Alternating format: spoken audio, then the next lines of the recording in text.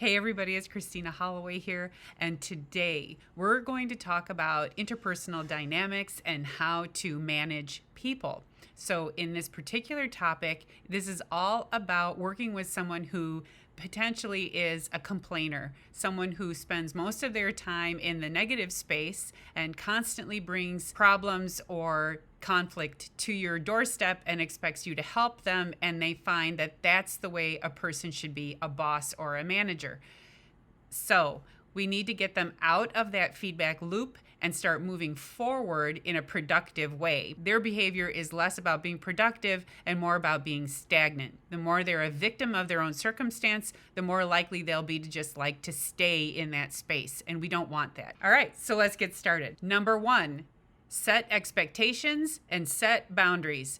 If we want them to relearn what it means to show up for your team and show up in a positive space, we need to let them know the area by which they can navigate. And that includes letting them understand how they're supposed to show up to meetings or show up to projects. And in this space, they need to understand what value they're bringing to whatever they're committed to. So if you're in charge, or even if you're just working alongside somebody and they have some sort of contribution to working with you on your team, and they just come with a lot of problems and complaints, then the first thing you need to do is make sure you set boundaries and let them know, in this space, we are going to work on solving problems. If you're going to come and contribute in these types of meetings or with these group, then you have to come with your solutions as well as the problem that you've identified. You know, we're more interested in hearing how you're going to move us forward. We're less interested in hearing how many times you can find problems that you're just going to bring to our doorstep for us to solve for you, right? So on the first space, it's setting expectations and setting boundaries. Number two, reset the conversation. When you start engaging with a person who likes to complain or brings problems all the time, you end up in a reactive space, which is, let me see how I can figure this out. Let's try to figure out the answer. I wasn't aware this problem was happening. Let me reach out. Any time you take the initiative and say, let me try to solve this, you immediately take it off their plate and you take it back to yourself. So we want to reset the conversation. So if they come to you with a problem, your question immediately is, do you have ideas on how to resolve that?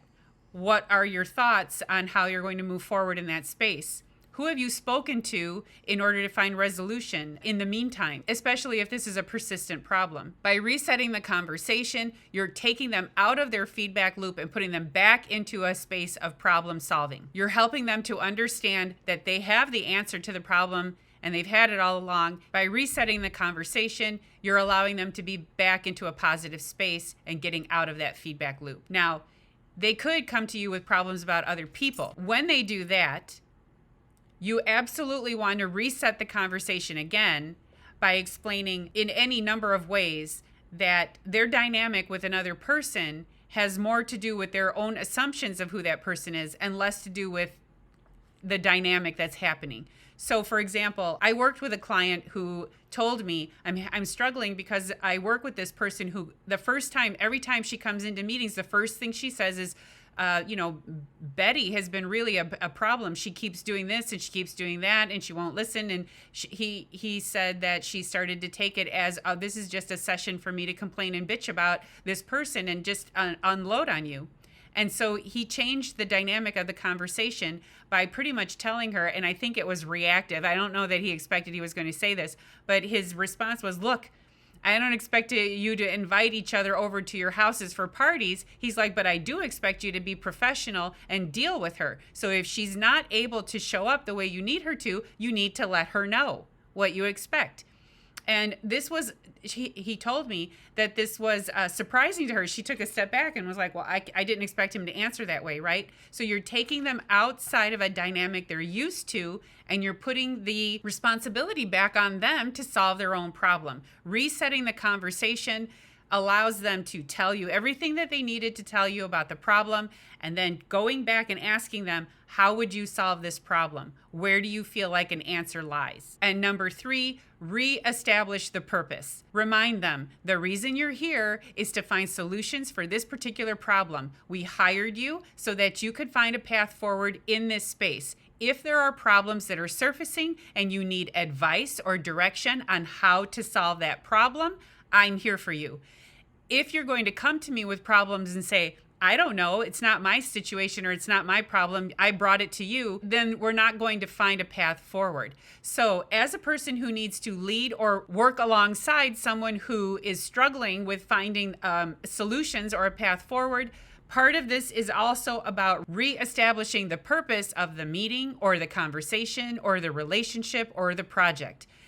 Reminding them how to reset their thinking back to problem-solving mode allows them to continue to build a habit. You're really trying to help a person out of a feedback loop where they got stuck in believing that their only job was to identify problems and bring them forward, and that their job was less about solving problems or bringing forward solutions. All right, so that's it for this video on how to deal with someone who is negative or a complainer. We talked about 3 types of solutions. 1 is setting boundaries or setting expectations. Number 2 is all about resetting the conversation. And number 3, reestablishing purpose of the meeting or the conversation. Thanks for watching. Feel free to click the like button, click the subscribe button if you like this content. Don't forget to hit the notification bell. I hope you enjoyed this video. Thanks for watching, and I'll see you in the next one. Bye.